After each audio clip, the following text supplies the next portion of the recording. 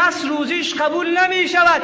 وقتی این روزها به پیشگاه پروردگار می رود، الله جل مجدوه می گوید دفترش باز نکنین، اصلا نمی خوانم، اصلا گریه شکار ندارم، تهجد شکار ندارم، تراویح شکار ندارم. این 3 تا را اصلاح کرده یا نکرده؟ 3 تا. اگر این 3 تا خصلت در وجود کسی باشد، زحمت نکند، خدا قبولش نمی کند. رسول پاک صلی الله علیه و سلم فرمود اول کسی که خدا روزش قبول نمی کنه او کسی است که رمضان می آید هنوزم با برادر خود خفه است.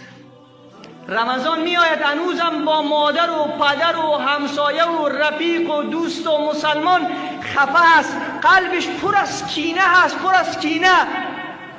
باور بکنین بعض انسان ها چند برابر وزن خود کینه را حمل میکنن، چند برابر وزن خود. بسیاری ها رفتن به حج، به خانه الله، خانه پاک الله، ولی این فاضلات امرای خودشان بردن، این کینه ها و بغض ها را بردن.